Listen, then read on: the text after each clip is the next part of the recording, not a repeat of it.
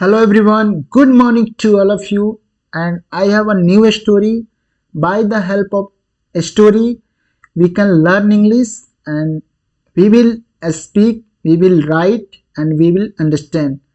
सो एक बहुत सा प्यारा स्टोरी है। इस स्टोरी के माध्यम से हम लोग वर्ड और स्ट्रक्चर को सीखेंगे और अंग्रेजी बोलेंगे और लिखेंगे भी, और साथ साथ समझने का सबसे पहला हमारा प्रायोरिटी होना चाहिए समझने वाला। तो हम समझने पे थोड़ा ज़्यादा जोर करेंगे। तो इस स्टोरी को स्टार्ट करते हैं। The Lions sickness. सिकनेस का मतलब होता है बीमारी। सिकनेस का मतलब होता है बीमारी। लायंस मतलब शेर की बीमारी।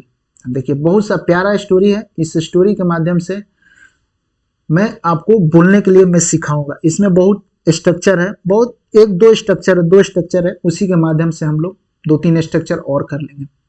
वेन का मतलब होता है जब। The lion become old. Become मतलब हो जाना या बन जाना। वेन जब द लायन बिकम ओल्ड, जब शेर बूढ़ा हो गया। And haggard. हैगर्ड का मतलब होता है मरियल। मरियल मतलब दुबला पतला। जब शेर बूढ़ा हो गया और मरियल हो गया। एंड वॉज अनेबल टू, और कैसा था? वॉज मतलब था, अनेबल मतलब अयोग्य, असक्षम था। यहां से मैं हिंदी कर देता हूं। वेन जब द लायन बिकम ओल्ड, जब शेर बूढ़ा हो गया। एंड और हैगर्ड मतलब मरियल हो गया और अयोग्य हो गया। किसमें अयोग्य हो गया? टू हंट मतलब हंट मतलब होता है शिकार करना। शिकार करना। His prey. प्रे का मतलब होता है शिकार। हंट का मतलब शिकार करना, प्रे का मतलब होता है शिकार। जब वो शिकार करने में असक्षम हो गया, जब वो बूढ़ा हो गया। ही रियलाइज्ड, उसे अनुभव किया, उसने अनुभव किया था, चाहे उसे अनुभव हुआ दैट कि he would have to resolve. Resolve मतलब सॉल्व करना, प्रॉब्लम को सम अप करना, रिजॉल्व कर देना, खत्म कर देना, समाप्त कर देना, सॉल्यूशन ढूंढना, इसी को बोलते हैं सॉल्यूशन खोजना, रिजॉल्व। ही रियलाइज, उसे आभास हुआ, चाहे उसे अनुभव हुआ दैट कि ही वुड हैव टू, उसे करना पड़ेगा, उसे प्रॉब्लम को क्या करना? सॉल्व करना पड़ेगा। मोर मतलब अत्यधिक, टू कनिंग। अब देखिए मैं यहाँ पे वुड हैव टू, इसी स्ट्रक्चर को मैं बता रहा हूं कि इसको बोलने में कैसे यूज। मुझे खाना पड़ेगा तो I would have to eat, मुझे पढ़ना पड़ेगा। I would have to study, I would have to read, I would have to go there, मुझे वहां जाना पड़ेगा। अब देखिए इसी को मैं प्रेजेंट में यूज करता हूं। मुझे खाना है, चाहे मुझे खाना पड़ता है, तो मैं क्या बोलूंगा? I have to eat. मुझे पढ़ना है या मुझे पढ़ना पड़ता है तो आई हैव टू रीड। इसी को मैं पास्ट में ले जाऊं तो I had to read, I had to eat, I had to read, I had to eat, I had to go. तो प्रेजेंट में हैव टू होता है, हैज टू होता है, पास्ट में हैड टू होता है और फ्यूचर में वुड हैव टू हो जाता है। तो ये क्या कंपल्सन को दर्शा रहा है। तो यहां से मैं हिंदी कर देता हूं। ही रियलाइज, उसे अनुभव हुआ दैट कि ही वुड हैव टू, उसे क्या करना पड़ेगा? रिजॉल्व, प्रॉब्लम को सॉल्व करना पड़ेगा। मोर मतलब अत्यधिक, टू कनिंग मतलब अत्यधिक, उसे चालाकी से सॉल्व करना पड़ेगा। And less to physical power. Physical मतलब होता है शारीरिक, पावर मतलब शक्ति। उसे क्या करना पड़ेगा? मतलब दिमाग की शक्ति से ज्यादा उसको प्रॉब्लम को रिजॉल्व करना पड़ेगा, और फिजिकल पावर से लेस मतलब कम करना पड़ेगा। सो इसलिए ही डिक्लेयर्ड, डिक्लेयर्ड मतलब घोषित कर देना। उसने घोषित कर दिया हिमसेल्फ, अपने आप को, सिक मतलब बीमार, एंड रिटायर्ड। अपने आप को बोला कि मैं बीमार हूं, अब मैं रिटायर के लायक हूं। To his den. डेन का मतलब होता है गुफा। डेन का मतलब क्या होता है? गुफा। जो शेर इस गुफा में रह रहा है इसी को हम लोग डेन बोलते हैं। तो अपने गुफा से क्या किया? डिक्लेयर कर दिया, घोषित कर दिया कि अब मैं बुढ़ा हो चुका हूं, मैं रिटायर हो चुका हूं और मैं बीमार हो चुका हूं। वेन एवर, जब कभी, एनीवन मतलब कोई, ऑफ हिज सब्जेक्ट सब्जेक्ट मतलब यहाँ होगा प्रजा, क्योंकि सब कोई जानता है कि शेर जो होता है क्या, जंगल का राजा होता है। तो यहाँ पे बोला है वेन एवर, जब कभी, एनीवन मतलब कोई, ऑफ हिज सब्जेक्ट, जब उसकी प्रजा, केम टू पे, पे मतलब भुगतान करना, केम टू पे आती थी, टू पे मतलब भुगतान करने, अ विजिट टू हिम उसे मिलने के लिए आती थी, क्या, मिलने के लिए और भुगतान करने के लिए, ही ग्रैब्ड, ग्रैब्ड का मतलब होता है पकड़ लेना, पकड़ लेना, हिम वह उसे पकड़ लेता था, एंड एट हिम अप और उसे खा जाता था। तो ये क्या करता था, जो भी इससे प्रजा मिलने आती थी उसको ये पकड़ लेता था और खा जाता था।